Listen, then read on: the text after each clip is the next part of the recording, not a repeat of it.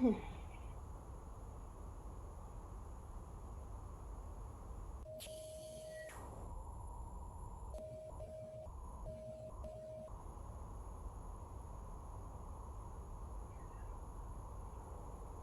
tarde, internautas. Eu sou a Diná Sanchatene, eu sou repórter de concursos aqui do site A Gazeta, e hoje a gente vai falar sobre dicas para o concurso da Polícia Federal e como é a rotina da profissão. Na nossa conversa participam a Ivone Goldner, que é diretora pedagógica do cursinho preparatório para concurso CEP, e o Hélio de Carvalho Freitas Filho, agente da Polícia Federal e vice-presidente do Sindicato dos Policiais Federais. Só lembrando que o edital do concurso foi publicado na última sexta-feira, com 1.500 vagas. As inscrições começam na próxima sexta-feira e vão até 9 de fevereiro. E as provas vão ser aplicadas no dia 21 de março. Boa tarde, Ivone. Boa tarde, Hélio. Obrigado por estarem aqui conosco. Boa tarde a todos que nos assistem aí. Estamos aqui à disposição para tirar as dúvidas, né, em relação ao concurso da Polícia Federal. Vocês podem ir mandando perguntas aqui para a gente, tá, pessoal? Que a gente vai respondendo. Se não der tempo de responder todo mundo, a gente depois faz uma matéria explicando aí. Eu queria começar com o Hélio, que o Hélio é agente da Polícia Federal e é o maior volume de cargos, né? 893 vagas disponíveis nesse concurso. Hélio, quanto tempo que você é agente? Queria que você falasse um pouquinho da carreira para a gente e como que é a rotina de trabalho de um agente federal. Perfeito. Boa tarde a todos. É um prazer estar aqui aí, desfrutando desse momento com todos os candidatos aí interessados na Polícia Federal. Eu sou há 17 anos policial federal no cargo de agente. E então acumulo também uma experiência da Polícia Civil do Rio de Janeiro. Então já vão em quase 20 anos, ou 19, cerca de 19 anos, exercendo atividade policial. Pois bem, uma primeira etapa aí do concurso, e fica uma dica, né, que foquem agora nesse momento final, reta final, foquem canalizando mentalmente todas as dificuldades que porventura surjam para envidar esforços nessa última reta, né, que está muito próximo do concurso, já saiu o edital e já determinou a data. Pois bem, após passar dessa etapa de concurso, tem um curso de formação, e lá a nota a ser definida de classificação será com desempenho no curso de formação. Isso vai definir toda a dinâmica profissional que esse policial em formação terá pela frente. Eu digo isso porque de suma importância, uma vez definida essa lotação, a diretriz que ele vai ter daí para diante. Eu digo isso por experiência própria, fiquei 5 anos lotado em Cuiabá, em Mato Grosso, em que a demanda era enorme. Eu fui lotado em uma delegacia que a todo momento a gente era demandado para o interior do estado resolver milhões de problemas de acordo com a atribuição da Polícia Federal. E há 12 anos estou aqui no Espírito Santo, radicado aqui no Espírito Santo.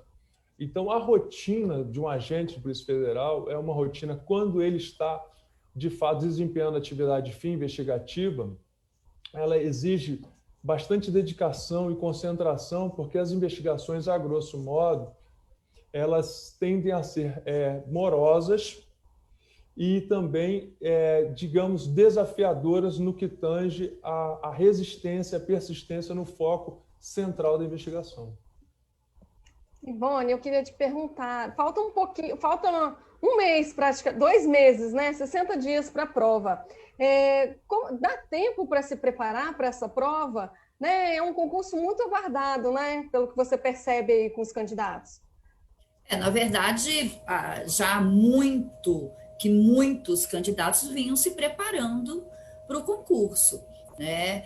Se a gente chegar agora e falar que em 60 dias é possível a pessoa iniciar uma preparação do absoluto zero e chegar ao ponto de ter uma aprovação no concurso que é preparado pelo SEBRASP, isso não seria de um todo verdadeiro. né? A gente parte do pressuposto que os candidatos eles já têm um razoável conhecimento do edital e que eles vão, nesses 60 dias, conforme o Hélio disse, nessa reta final, aproveitar para poder se aprofundar e ganhar maior competitividade. Então, eu costumo dizer o seguinte, quem vai passar nesse concurso, nesse momento, já está competitivo. Vai utilizar a reta final, os 60 dias, para aumentar essa competitividade, né? Então, o que seria o ideal? Um método de estudo que há anos eu aconselho para os alunos, para edital publicado, e que tem funcionado muito. Pegar o número de dias, né, que restam até a véspera da prova e dividir pelo número de disciplinas. Então, vamos ver, dependendo do cargo que a pessoa vai fazer, vamos verificar quantas são as disciplinas. Vou fazer para a gente, são 10 disciplinas. Então, eu tenho 60 dias até a véspera da prova, eu vou dividir isso pelo número de disciplinas. Se você divide igualmente, vão dar em torno de uma semana, né, para cada matéria, e você teria que estudar o penal e o processo penal juntos para que realmente encaixasse uma semana para cada disciplina. E a pessoa teria que ir exaurindo o conteúdo programático em forma de revisão, né? É uma forma de o candidato ele conseguir acoplar todo o conteúdo programático até a véspera da prova, porque é muito comum a pessoa começar a estudar uma disciplina e ficar 10 dias, 15 dias naquela disciplina, porque você ficaria até 2 anos, né, em cada disciplina, porque o conteúdo realmente é longo e é profundo. Então, para que isso não aconteça, que a pessoa faça um planejamento estratégico de edital publicado. O máximo que pode acontecer é no caso de a pessoa já ter um amplo conhecimento em determinada disciplina, ela diminuir os dias para aquela disciplina e ampliar os dias para uma outra disciplina que ela tenha maior dificuldade. Ou então privilegiar, por exemplo, contabilidade e informática, que a gente já sabe que representa enorme percentual da prova aí de agente, de escrivão. Hélio, você podia contar um pouquinho para a gente como é que foi a sua preparação para essa prova? A concorrência foi grande? Como que você se preparou para ela? Bom, Gina, faz bastante tempo, né? Então, reportando ao tempo pretérito, eu me lembro que eu estudava em cerca de 12 horas por dia. Acordava sistematicamente cedo, 10 para 6 da manhã, e estudava até 11 horas da manhã, com alguns intervalos para descanso. Parava ali, ia para o trabalho, na época eu trabalhava em banco, e retomava os estudos cerca de 8 horas da noite, 9 horas da noite e até 11 horas da noite. E assim sistematicamente, diariamente, inclusive sábado e domingo, que eu não precisava mais paralisar as atividades de estudo por conta de eu não estar trabalhando no final de semana. Ainda tinha que conciliar também com os treinos, de acordo com o TAF exigido. E uma coisa assim que foi muito legal, apesar de penosa a rotina, foi que a disciplina para o estudo, ela lhe traz assim um retorno muito gratificante, porque à medida mesmo que você se torne momentaneamente antissocial, o que é natural nessa fase, você ganha de um lado que você se descobre sendo estritamente rigoroso com os objetivos propostos diariamente. Então eu tinha uma rotina que eu definia de acordo com o edital, o quanto que eu ia estudar, o quanto que eu ia me exigir naquela determinada data. E quando, ao cumprir no final do dia esse objetivo estipulado, aquilo dava um retorno de satisfação muito grande.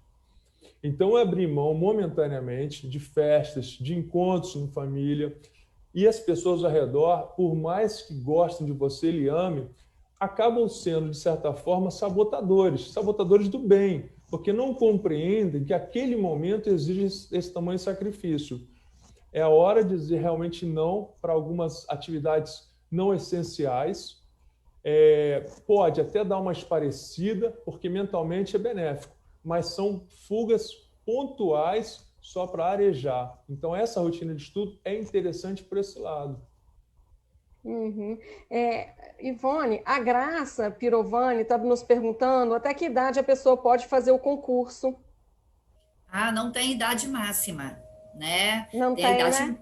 Não, tem que ter no mínimo 18 anos e depois só mesmo a idade máxima para permanecer no serviço público, que hoje são 75 anos. Uhum. A Roberta está perguntando se vai ter o curso preparatório aí no CEP. Sim, nós já estamos tendo o curso preparatório online. O presencial, em função da pandemia, nós não estamos tendo, mas temos o online, sim. Uhum. Hélio, você estava falando aí que você se preocupou também com a prova física, né? Com o teste de aptidão física. É uma coisa que as pessoas às vezes não se ligam, né? Que aí tem muito pouco tempo para elas se prepararem, né? Como que é aí para se preparar aí para o teste físico? Que também reprova muita gente, né? Gina, Uma prova longa, né? É impressionante que às vezes os candidatos ou candidatas se preparam extremamente bem para uma prova que o nível de exigência é altíssimo, mas chegam apostando as fichas que na hora vai dar certo, mesmo ter preparado adequadamente para o teste físico, e não dá certo. Principalmente agora que o nível está muito elevado, os critérios de reprovação são bem estabelecidos, porque há de se criar tais critérios até para filtrar. A concorrência é muito grande. Então, eu presenciei, na minha época, pessoas perdendo na barra, porque não conseguiam fazer barra, né? Não conseguiam fazer o mínimo estabelecido pela prova. Também não conseguiam nadar, é comum. A gente, assim, apesar de eu morar no Espírito Santo e ser natural do Rio de Janeiro, é uma coisa mais acessível à natação, mas nem em todo lugar do país você tem esse acesso. Então, é comum as pessoas não saberem nadar. E elas, às vezes, por uma questão de organização pessoal, não se programaram para aprender a natação, o mínimo, pelo menos, né? Então, é bom ficar atento e conciliar também com os estudos. É de suma importância isso. Ivone, você podia falar um pouquinho sobre essa banca Sebrasp? Que o pessoal tem um pouco de medo dessa banca, né? Porque eu queria que você falasse um pouquinho do estilo de prova deles, né? E se você tem conhecimento de como que deve ser a nota de corte. Sim. Então, o CESP, né, Sebrasp, é aquele modo de ser que todo concurseiro já conhece. Nós teremos 120 itens, o candidato vai ter que fazer o julgamento se a proposição está certa ou se está errada. Cada item certo vale mais um ponto, cada item errado vale menos um ponto. Então, se a pessoa marca 120 itens e erra os 120 itens, ela tirou 0 na prova, né? Então, se acertou 60 e errou 60 e marcou todos os 120 itens, ela só fez 60 pontos. Então, esse é o modo de ser da banca CESP. Bom, em relação aos candidatos terem medo do CESP, eu há anos, né, lido com os concursos, sobretudo da Polícia Federal, da Polícia Rodoviária Federal, que tradicionalmente é o CESP e Sebrasp que organiza, e eu acho que é a banca que a gente tem um acervo histórico muito grande. Os candidatos, eles têm como ter um amplo direcionamento das rotinas utilizadas pelos examinadores, pelos pensamentos já construídos dos examinadores, e eu acho que o candidato, ao contrário, não deveria ter medo, não, da banca CESP. Eu, particularmente, gosto quando a banca é o CESP, porque não há muitas surpresas. É claro que sempre haverá aquelas questões que fazem a diferença num concurso, né? Aquelas questões que pela primeira vez apareceram, e aí é que vai entrar, né, a diferenciação entre os candidatos, aquele que realmente vai conseguir uma das vagas. Então, quem tiver um nível de competitividade maior, aquele que leu mais, aquele aquele que tem um poder de argumentação maior, aquele que não se resumiu em apenas fazer questões anteriores do CESP, porque isso é importante, mas você fica resumido ao que já foi perguntado. Então, quando você lê muito, além de saber tudo que o CESP já perguntou naquele concurso que você vai fazer, o seu poder de argumentação é muito amplificado. E, normalmente, é esse candidato que consegue abocanhar uma das vagas. Em relação à nota de corte, Odinar, o concurso ele é nacional, são muitas vagas e há muitas variáveis. Né? Então, arriscar uma nota de corte é uma coisa assim que seria realmente no chutômetro, porque cada concurso tem a sua própria história, nós temos o acervo de candidatos, que cada um traz a sua história, e isso faz uma diferença no resultado do concurso, evidentemente, né? Nós temos a prova discursiva, que é capaz aí de mudar toda a história do concurso também, que os candidatos, além das observações já feitas pelo Hélio em relação ao TAF, né, que é extremamente importante o candidato começar desde agora a treinar, sobretudo o que ele falou, né, a natação, e também tem a corrida, né, Hélio? A corrida que as exigências da corrida não são fáceis, até mesmo para pessoas que estão acostumadas a treinar. É necessário que se treine especificamente a corrida, porque eu tenho muitos alunos que passaram na prova objetiva, na discursiva, e tiveram problemas em relação à natação e à corrida, sobretudo. Então, além dessa preocupação com o TAF, é claro que os candidatos têm que ter uma preocupação muito grande com a discursiva. É muito ponto, e escrever 30 linhas de um tema requer realmente bastante poder de argumentação. Mas eu acredito aí que quem fizer de 70, 72 pontos em diante está competindo. Está dentro aí, tem chance, né? Mas pode acontecer de até menos, essa nota de corte ser até menor. Uhum. O total de pontos da prova é 120, não é isso? 120 pontos. A Cida Dalcomune, desculpe se eu falei esse nome errado, tá, Cida? Ela está perguntando sobre as vagas para deficiente, que como é feita a prova física para esse grupo? Existe a reserva para as pessoas portadoras de deficiência, mas não haverá qualquer benefício em relação ao TAF. Ou seja, a pessoa portadora de deficiência, ela terá que fazer exatamente o mesmo TAF de que a pessoa que não é portadora. Não é isso, Hélio? É isso mesmo. Pela compreensão do edital lançado, é isso mesmo. Então, realmente também esse grupo também tem que se preparar bastante, né? Bastante. É verdade, né? A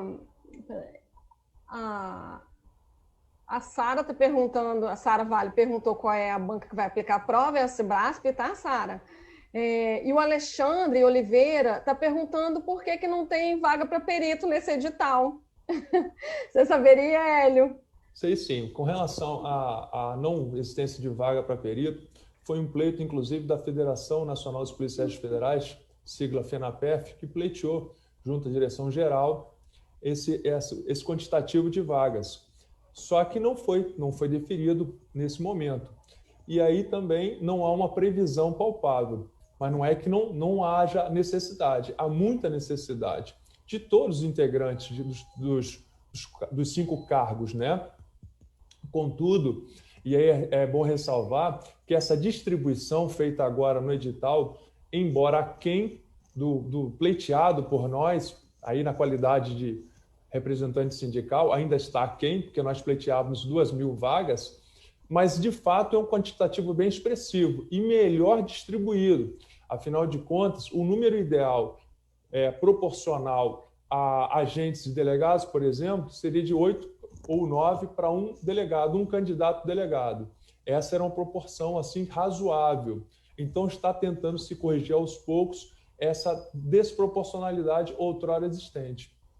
O que faz um agente? Você conta para nós assim? Digo, o que faz um assim. agente? A pessoa, é o profissional que vai para a rua, que vai atrás, investiga? Antes de necessariamente dizer o que faz um agente, é importante frisar que a formação de nível superior de qualquer candidato é válida, uma vez que a investigação tem por base a multidisciplinariedade, ou seja, qualquer conhecimento é válido para agregar uma investigação. Então, quando a gente fala agente, e aí não necessariamente exclusivamente o agente, o escrivão também tem uma formação muito própria, afinal de contas, é exigido de todos os cargos o nível superior.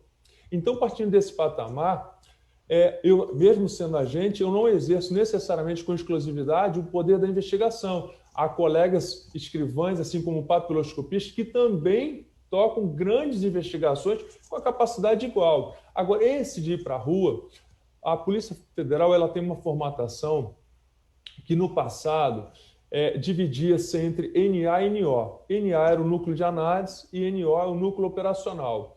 O que seria isso? As demandas surgidas, a grosso modo, no núcleo de análise, que vinham através de demandas de análise de papel, de interceptação, havia uma demanda em sinergia com o núcleo operacional que ia para a rua fazer levantamento de endereço, acompanhamento de alvo. Hoje, o perfil do policial ele faz uma simbiose entre NA e NO que não fica adstrito a essa separação no dia a dia. O policial tem um perfil que deve, por causa das demandas contínuas, deve agregar tanto a perspectiva de trabalhar internamente como externamente quando necessário.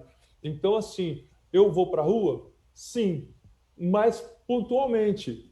E, assim, agora todos estão sujeitos, isso é uma situação invariável, de, numa deflagração de operação, todos irem lá ajudar na deflagração.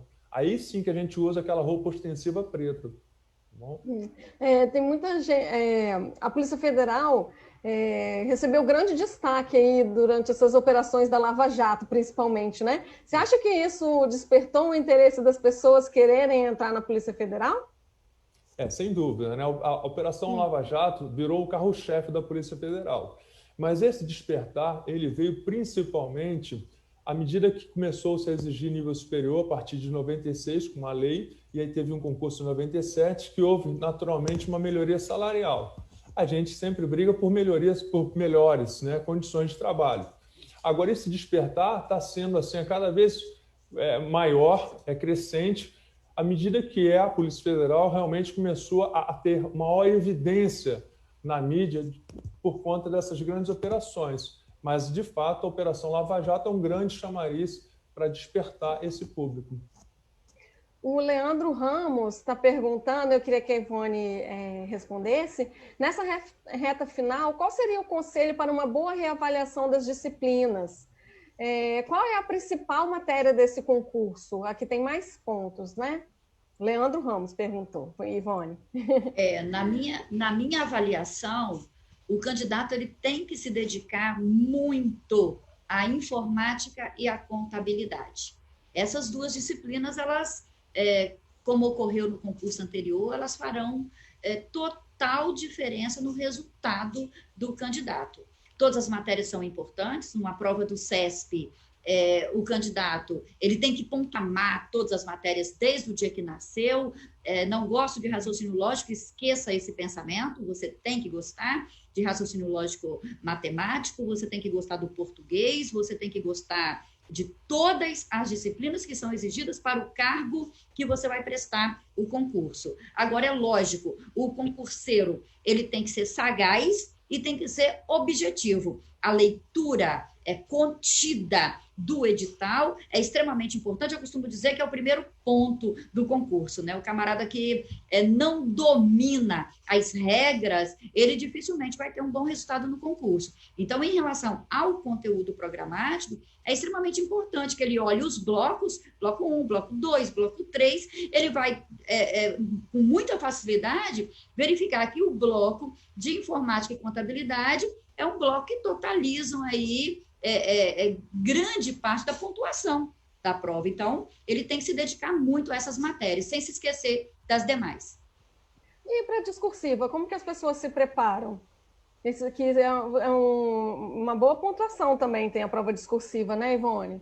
Sim, para a discursiva, é lógico que o histórico da pessoa é muito importante, histórico de vida, de leitura, o gosto pela leitura, se tem facilidade ou não de escrever, de desenvolver um determinado tema, mas, assim, as técnicas em si, ele aprende numa aula de 3 horas. Técnicas de discursiva, que às vezes as pessoas se preocupam tanto, ele vai pegar uma aula de umas 3 horas no máximo e ele vai dominar totalmente as técnicas, para ele fazer uma boa redação. Agora, o que vai realmente determinar a pontuação dele na redação vai ser o domínio do tema que vai ser proposto. E uma vez dominando o conteúdo programático todo do concurso, seguramente ele vai conseguir desenvolver uma boa discursiva, ele não deve se preocupar com isso se ele estiver rigorosamente em dia com o conteúdo programático. Se manter atualizado é uma boa dica, né, Ivone? Ler jornais, leituras, né? Lógico, quanto mais a gente lê, mais facilidade a gente tem de escrever, e isso varia muito de pessoa para pessoa em relação à sua história acadêmica. Há aqueles que já têm maior facilidade e há aqueles que têm que construir, né, essa facilidade. Hélio, o Alexis Cineus está dizendo que ele é estrangeiro e está estudando para a Polícia Federal. E ele vai entrar com um processo de naturalização no mês que vem. Será que ele vai ter tempo para ter essa cidadania até a nomeação? Olha, acredito que, independente disso, não acredito que não haja óbice para eles passando em todas as fases, já que ele está contando com a nomeação como sendo certa, né? E assim espero, boa sorte para ele, mas não acredito que não haja óbice dele assumir tal situação. E vai regularizar, tomara que consiga regularizar, se é que há um óbice com relação a isso.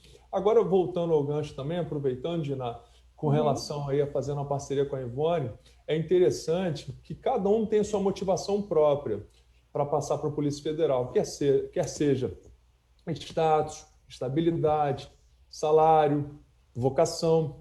Todos entendo que todas as motivações, juntas ou separadas, são legítimas, em conformidade com a lei, é claro. E a gente está precisando demais desses novos colegas, porque cada um desses setores, são vários setores, demandam de pessoas, demandam de profissionais. Então, de fato, serão muito bem-vindos para agregar. Precisamos oxigenar, inclusive, a Polícia Federal.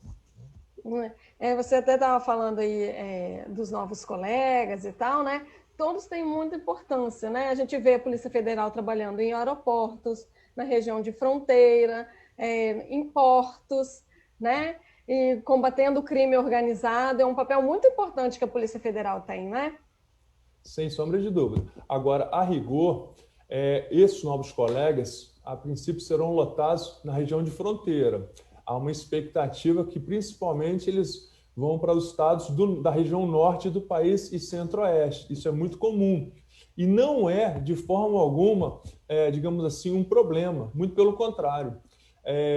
Eu digo isso porque moro aqui na região sudeste, sou carioca e morava no Rio de Janeiro, e é muito boa, muito proveitosa essa experiência em morar em outra região do país, porque você passa a ter uma visão muito melhor, muito mais geral. Então, o que é hoje apontado como uma grande preocupação por diversos candidatos, às vezes rompendo laços familiares, isso, de certa forma, pode se ver pelo prisma positivo, uma experiência dinâmica, uma experiência diferenciada. E, em alguns lugares, inclusive, aí, com um interessante adicional de fronteira, que faz uma diferença a mais positiva na remuneração.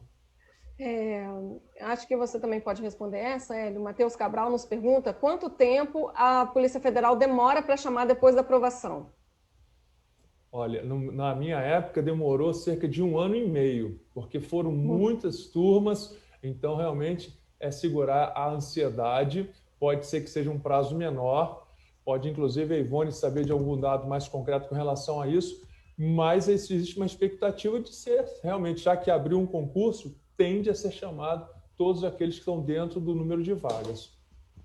O concurso tem 1.500 vagas, só lembrando, tá, pessoal, para policiais federais, para agente, papiloscopista, delegado e escrivão. São 1.500 iniciais, mas tem uma expectativa do governo chamar mais 500 pessoas aprovadas. O próprio presidente Jair Bolsonaro informou várias vezes que seriam mais 2.000 novos policiais. Bom, você sabe alguma coisa aí da convocação, do cronograma? Sim, o que nós sabemos é que a Polícia Federal tem pressa, né, Hélio? Vocês têm muita pressa.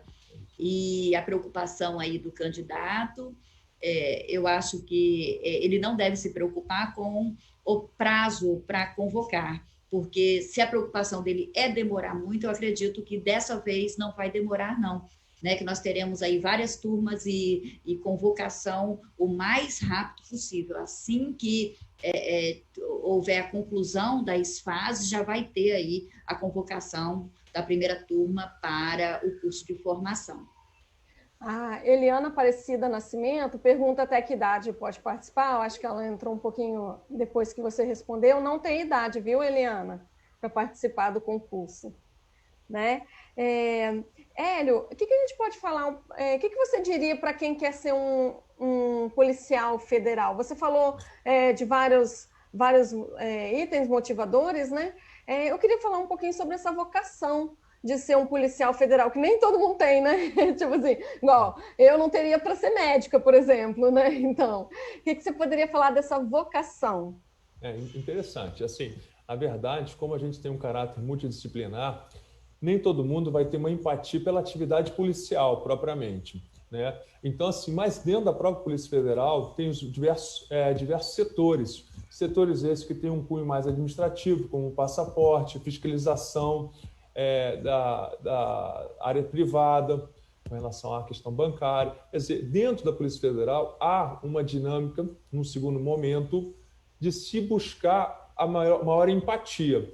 Isso, no primeiro momento, eu ressalto que é mais difícil, porque normalmente os colegas serão lotados em delegacias menores, em que o policial fará tudo de tudo.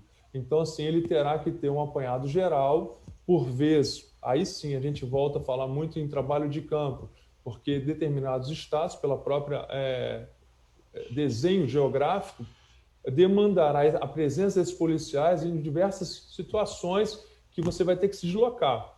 Mas, passado esse primeiro momento de euforia, e natural euforia, de muito orgulho, inclusive, porque é um concurso difícil para uma instituição tão nobre, depois, com o passar do tempo, dos anos, eu diria, sem pressa de voltar, porque não se deve ficar angustiado para retornar, se for assim um desejo do candidato, voltar para a sua base de origem, porque aí a vida também dá outra dinâmica. Passado esse momento, é interessante que o policial vá identificando a melhor empatia com determinada área. Por exemplo, eu trabalho há muitos anos na delegacia chamada DELEPAT, Delegacia de Repressão aos Crimes Patrimoniais e Tráfico de Armas. A princípio, é a atribuição mais pesada da Polícia Federal, que muita gente desconhece, que a Polícia Federal combata roubo a banco.